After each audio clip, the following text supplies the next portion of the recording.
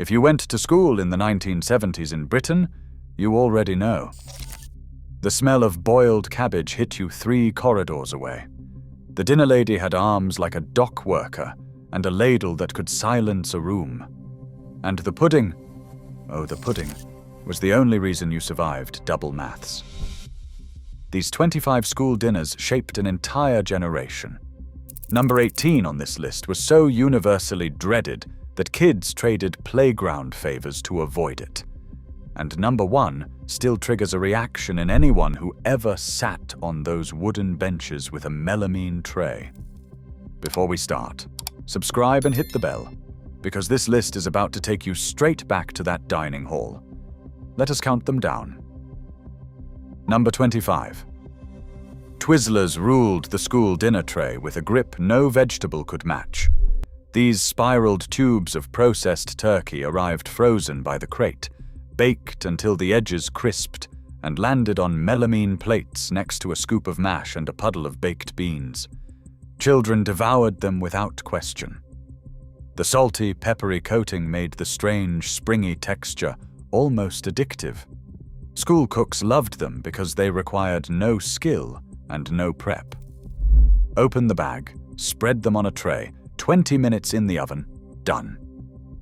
By the mid-1970s, processed meat products accounted for a growing share of school dinner budgets, as local education authorities squeezed every penny.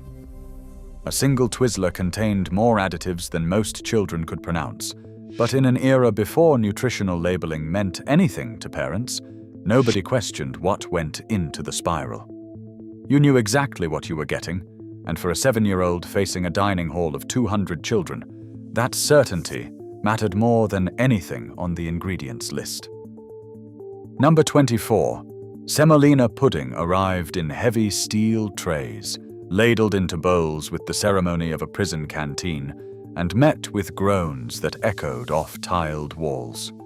The texture sat somewhere between wallpaper paste and porridge, thick enough to hold a spoon upright, yet bland enough to make children stare at the ceiling in despair.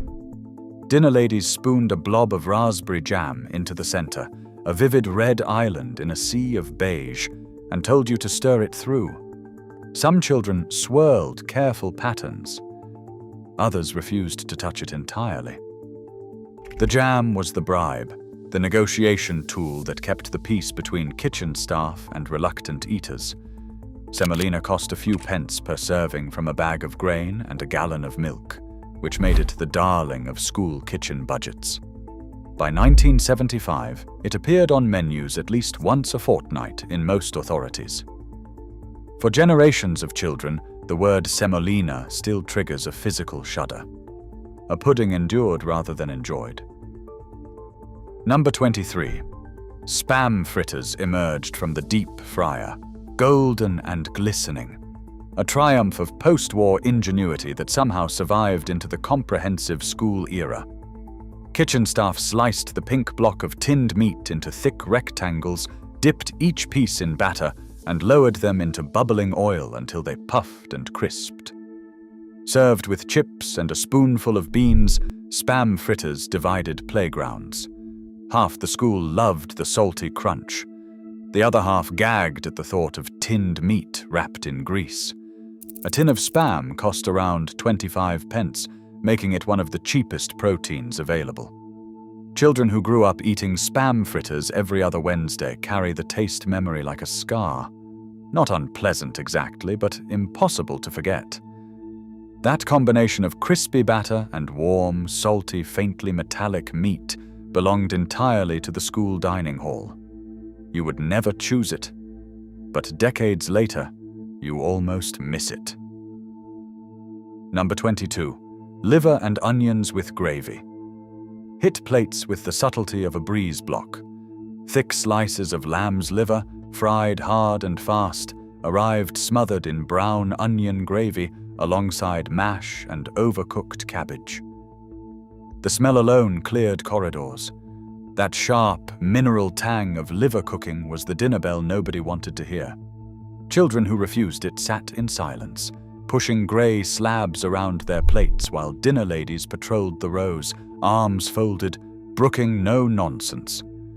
You ate what you were given. That was the rule. A pound of lamb's liver cost less than 30 pence in 1974, enough to serve a dozen children when stretched with gravy.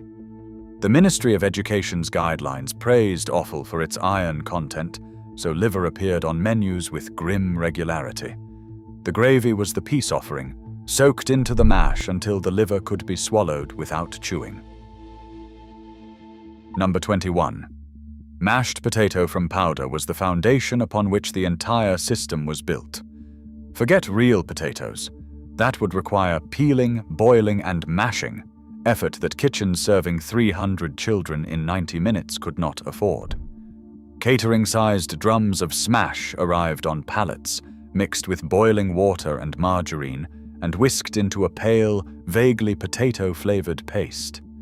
The texture was smooth in a way real mash never is, almost elastic, clinging to the spoon before releasing in a reluctant plop. The smash adverts featuring laughing Martians mocking humans for peeling real potatoes became a cultural touchstone. Yet every child who tasted their mother's proper Sunday mash knew the difference. School mash was survival food, functional and forgettable. But it was there, every single day, the reliable beige mountain beside whatever else landed on the tray. Number 20. Spotted Dick with custard stood as the undisputed king of school puddings, the one dessert that could silence a dining hall in seconds. Dense suet sponge studded with currants and sultanas, steamed until heavy and fragrant, then sliced into thick wedges and drowned in bright yellow custard from industrial jugs. The custard itself was made from powder, birds or similar, mixed in vats and kept warm in bain-maries along the serving counter. Children who hated the main course endured it solely for the promise of spotted dick. School cooks took quiet pride in a good one. Too dry and the children complained. Too wet and it fell apart. The perfect slice held its shape, yielded to the spoon, and absorbed custard like a sponge absorbing sunshine. For many, this was the first and last time they ever tasted a proper steamed suet pudding. And nothing since has quite matched it. Number 19. Fish fingers with parsley sauce became Friday's defining ritual in school dining halls across the country. Golden rectangles of breaded white fish arrived in rows on steel trays, alongside boiled potatoes and a ladle of that pale green, flour-thickened liquid that bore only a passing resemblance to anything involving fresh herbs. The sauce was made from margarine, flour, milk, and dried parsley flakes, cooked in enormous pots and kept warm until it developed a skin thick enough to peel off in one piece. Friday meant fish, a holdover from Catholic tradition that had embedded itself so deeply in British school culture that even secular comprehensives observed it without question. The fish finger had conquered the school kitchen within a decade of its invention. By the 1970s, it was the most popular item on any school menu. No bones, no skin, no uncertainty. Just crunch, warmth, and the reliable promise that the weekend was almost here. Number 18. Liver casserole with dumplings was the meal that haunted nightmares and fueled playground barter systems more complex than the stock exchange. If liver and onions was bad, liver casserole was worse, because now the liver had been stewing for hours in dark, thick gravy with carrots and onions until it developed a texture that could only be described as granular. The dumplings, made from flour and suet, sat on top like pale boulders, dense enough to use as paperweights. Children traded marbles, football stickers, even homework answers to avoid the plate in the 15 minutes before the dinner bell rang. The dinner ladies knew. They had seen the same desperate negotiations play out every single time, but the budget demanded it. Liver was cheap, dumplings were cheaper. Together they filled 300 stomachs for pennies. The smell drifting through corridors was the unmistakable signal that today was not going to be a good day. Yet somehow, those dumplings soaked up gravy until soft and yielding. And if you closed your eyes, you could almost pretend it was your Nan's kitchen. Number 17. Jam, roly-poly, and custard rolled onto plates with the weight of a small anchor and the sweetness of pure consolation. Kitchen staff spread strawberry or raspberry jam across rolled suet pastry, then steamed or baked it until the outside turned golden and the jam inside bubbled into sticky rivers of red. Sliced into thick rounds and served in a pool of custard, it was the pudding that made bad days bearable. The suet gave it heft, the jam gave it joy, and the custard tied everything together. Children scraped plates clean, running spoons around edges to catch every last streak. Seconds were begged for, argued over, and occasionally fought for. It cost almost nothing to produce. Flour, suet, jam, and time. For a generation that endured liver casserole and tapioca, jam roly-poly was proof that the dinner ladies had not entirely forgotten about mercy. Number 16. Cheese flan arrived looking respectable enough. A golden pastry case filled with egg and cheese custard, sometimes with a slice of tomato on top as a gesture toward sophistication. The reality was less elegant. The pastry turned soggy underneath where the filling leaked through. The cheese filling was a mixture of grated cheddar of uncertain age and powdered egg, baked until just set. It wobbled when the dinner lady slid it onto the plate. The taste was inoffensive, vaguely cheesy and eggy, but the texture pleased nobody intensely. Served with salad in summer or beans in winter, it was the vegetarian option before vegetarian options officially existed. Nobody loved it. Nobody hated it enough to complain. It simply existed, filling the gap between Monday's mince and Wednesday's pie.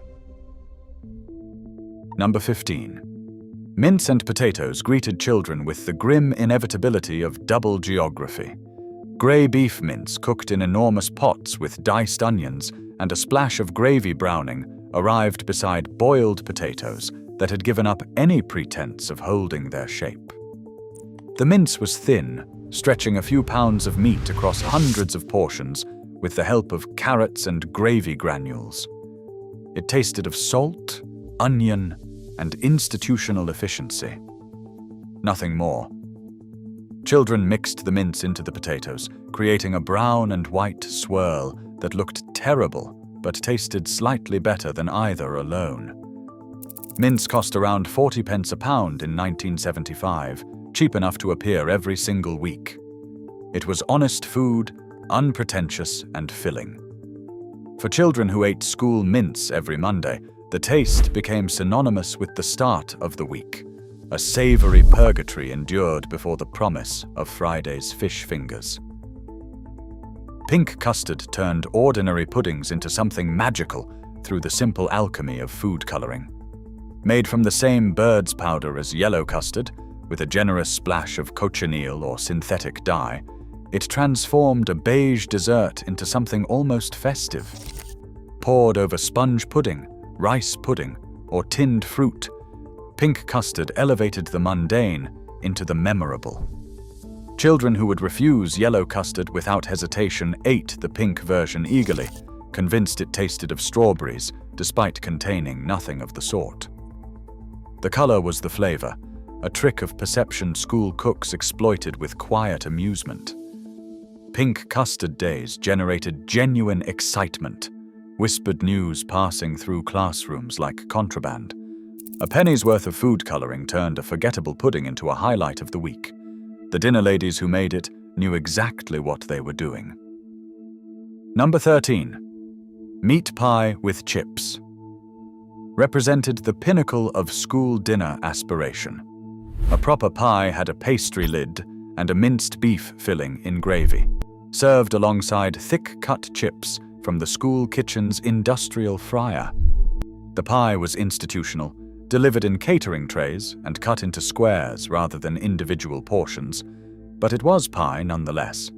The pastry on top was golden, sometimes flaky, sometimes just firm, while the filling was salty, meaty, and thick enough to hold its shape.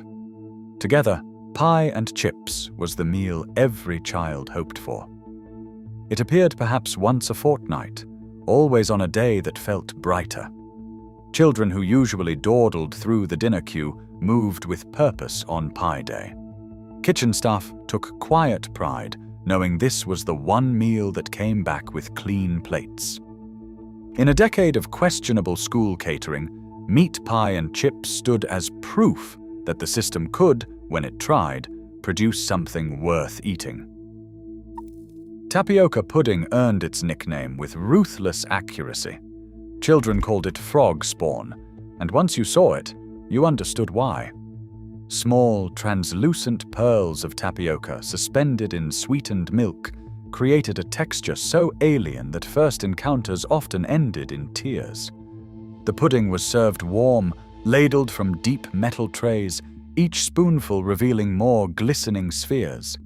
A dollop of jam sat on top, slowly sinking into the pale, gelatinous mass like a rescue flare disappearing into fog. Tapioca cost almost nothing, which guaranteed its regular appearance despite universal protest. Dinner ladies served it with straight faces, unmoved by theatrical gagging. The taste was mild, faintly sweet, entirely inoffensive. But the texture was everything. Those soft, slippery pearls sliding across the tongue triggered revulsion no amount of jam could cure. Tapioca became the benchmark against which all other school dinner horrors were measured. If you survived frog spawn, you could survive anything. Number 11. Sausage and mash was the safe harbor in the storm of the 1970s school catering. Fat pork sausages, browned in the oven until the skins split and crisped, served alongside that familiar mound of instant mash and a generous pool of onion gravy. It united the entire school, from the fussiest infants to the hungriest fourth years. The sausages were institutional grade, more bread and rusk than pork, but hot, salty, and satisfying in a way nothing else on the menu could match. The gravy tied everything together. Children carved rivers through the mash, flooding them with gravy, then ate the sausage in careful bites, saving the crispy end for last. Sausage and Mash Day was marked on mental calendars, anticipated with something approaching genuine happiness. In a world of liver casserole and tapioca, sausage and mash was mercy. Number 10. Butterscotch tart arrived as a slab of pure, unapologetic sweetness. Short crust pastry filled with a thick layer of butterscotch made from condensed milk, sugar, and margarine, baked until the top turned deep amber and slightly chewy. Dense, treacly, and sweet enough to make your teeth ache, butterscotch tart was the reward for enduring whatever horrors the main course had delivered. Children ate it slowly, scraping the filling from the pastry and saving it for last, or demolished it in 3 bites before anyone could ask for a share. The recipe varied between schools, some leaning toward caramel, others toward a firmer toffee, but the principle never changed. Sugar, fat, and heat combined into something irresistible. Butterscotch tart has vanished from modern menus, but anyone who tasted it remembers that first bite through crisp pastry into warm, sticky sweetness. Nothing in any supermarket has ever come close. Number 9. Corned beef hash. Stretched tins of Argentine corned beef turned into a meal that fed hundreds for pennies. Kitchen staff diced the pink, salty meat with boiled potatoes and onions, fried the lot in enormous pans, and served it alongside beans or a fried egg if the budget allowed. The hash arrived looking like a battlefield, but the taste was better than it looked. Salty, crispy at the edges, and warming in the way only starchy, meaty food can be. A single catering tin cost around 35 pence and contributed to 60 or more portions when stretched with potato. It was the arithmetic of school catering made visible on the plate. Nothing wasted. Everything stretched. And somehow, against the odds, something that tasted of home. Number 8. Rice pudding with a blob of jam was the gentlest pudding the school kitchen produced. Baked in vast trays until a golden skin formed across the top, it was served warm with a spoonful of strawberry jam dropped into the center of each bowl. The skin divided the dining hall as sharply as any political boundary. Some children fought for it, peeling it off in one piece like a prize. Others pushed it aside for the smooth, milky rice below. The jam bled pink streaks through white, creating patterns children stirred into swirls. Made from short-grain rice, sugar, milk, and a scrape of nutmeg, it cost almost nothing and pleased almost everyone. Rice pudding appeared so regularly that its absence was noticed more than its presence. For many children, school rice pudding was the last time they ever ate the dish. Number 7. Shepherd's pie with peas was the Wednesday staple nobody complained about, but nobody celebrated either. Seasoned mince topped with piped or forked mash, baked until the peaks turned golden, served alongside bright green processed peas boiled into complete surrender. The crispy potato top gave way to soft, savory mince below. Shepherd's pie was the meal dinner ladies produced on autopilot. Hundreds of portions in deep trays, served with mechanical efficiency. Children ate it without drama, which in the context of 1970s school dinners was the highest compliment any meal could receive. Number 6. Chocolate concrete earned its name through sheer unyielding density. This slab of chocolate sponge was baked until it had a texture closer to building material than to cake, and it was served in rectangular portions with pink or mint custard. The top was dark and slightly cracked, the interior dense and fudgy, and the whole thing needed real effort to cut with a spoon. Children attacked it with determination, knowing that beneath that brutal exterior lay something genuinely delicious. The chocolate flavor was deep, cocoa-rich, and slightly bitter, offset by sweet custard pooling around it. Chocolate concrete became legendary because it should not have worked. Dry, dense, looking like something from a demolition site. Yet its appearance on the menu generated excitement, usually reserved for snow days and cancelled PE. No recipe book contains a definitive version. Every school cook made it differently, but every child who attended a British school in the 1970s knows exactly what it tasted like. Number 5. Toad in the hole with onion gravy brought a flash of Sunday dinner to the school dining hall. Sausages baked in Yorkshire pudding batter, the edges puffed and golden, the center soft and soaked with meat juices. The school version used the same institutional sausages, but encased in batter, they transformed into something greater than the sum of their parts. The onion gravy, dark and glossy, was ladled over with generosity, flooding the plate and turning the batter into a savory sponge. Children fought over corner pieces where batter crisped against the tray, hard and golden, almost biscuit-like. The soft center pieces went to those at the back of the queue. Toad in the hole made school dinner feel like a proper sit-down meal. For some children, it was the only time they tasted Yorkshire pudding batter during the week. Number 4. Treacle sponge and custard held the power to redeem the worst school day imaginable. A steamed sponge pudding, light and golden, sitting in a pool of Lyle's golden syrup that had caramelized during cooking into a dark, sticky glaze. The custard, poured thick and hot from a metal jug, mixed with the syrup to create a sweet golden river that children chased around the bowl with their spoons. The sponge was airy compared to suet puddings, tender enough to fall apart at the touch, absorbing custard and syrup until each mouthful was warm, sweet, and impossibly comforting. Treacle sponge appeared perhaps once a month, rare enough to feel like an event. Kitchen staff who made a good one were regarded with something approaching reverence. It cost pennies to produce, but its impact was worth a fortune. The taste of being looked after, even in a dining hall built from breeze blocks and fluorescent strip lighting. Number 3. Chips with everything was not a single dish, but a philosophy that defined the 1970s school catering. Thick cut, slightly soggy in the middle, and salted with industrial enthusiasm, school chips appeared alongside nearly every main course at least once a week. The school fryer, a vast stainless steel unit that consumed gallons of oil and filled the kitchen with a permanent haze, was the beating heart of the operation. Chips with fish fingers, chips with pie, chips with Spam fritters, chips with nothing but ketchup from a plastic bottle. The chips were cut from real potatoes in most schools, peeled and chipped by kitchen staff who arrived at 6 in the morning.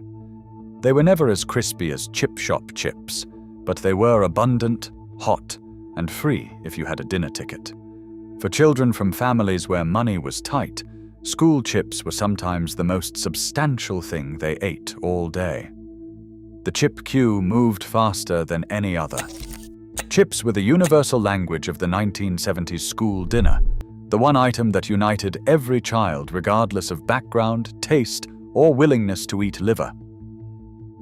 Cornflake tart became the unlikely legend of school dinner puddings.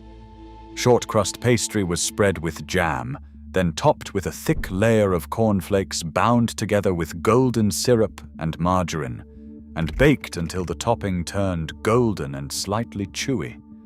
The combination of crisp, sweet cornflakes and sticky syrup over jammy pastry created something that had no right to taste as good as it did. Children ate it with custard, with cream, or with nothing at all, prizing sticky shards of cornflake topping from the pastry and eating them separately. The recipe was simple enough for any kitchen to master, cheap enough to appear regularly, and beloved enough to generate genuine excitement. Cornflake tart exists in a category of its own, a pudding that belongs entirely to the school dining hall. You will not find it in restaurants. You will not find it in supermarkets. You will only find it in the memory of anyone who sat on those wooden benches, plastic tray in front of them, waiting for the dinner lady to slide a square of golden, sticky, cornflake-topped perfection onto their plate. Number 1. Chocolate custard. Not a pudding in itself, but the single item that defined the entire 1970s school dinner experience. Made from bird's custard powder with cocoa stirred through, poured over sponge pudding, over cake, over fruit, over anything that sat still long enough on the plate. The color was deep brown, the texture thick and glossy, and the taste was pure childhood. Sweet, chocolatey, warm, and endlessly comforting. Chocolate custard turned ordinary sponge into a feast. It rescued dry cake. It elevated tinned peaches into something approaching a proper dessert. Children drank it from the bowl when the pudding was gone, tipping the dish to catch the last streaks. Dinner ladies poured it with the confidence of people who held absolute power. A generous pour and you were set. A mean pour and the afternoon was ruined. Chocolate custard was the currency of the school dining hall, the reward for eating your greens, and the consolation for everything else. It cost almost nothing. It required almost no skill. But it delivered more happiness per spoonful than anything else the 1970s school kitchen ever produced. And for a generation of British children, the taste of chocolate custard is the taste of school itself. Warm, sweet, slightly lumpy, and completely unforgettable. Here is the truth. 1970s school dinners were not gourmet, and half the menu would give a modern nutritionist a breakdown. But they fed a generation. They gave every child, regardless of what waited at home, a hot meal in the middle of the day. And they created memories that 50 years of fine dining have never managed to replace. Share which one you remember most in the comments. And if you say you actually liked the tapioca, I am not sure I believe you.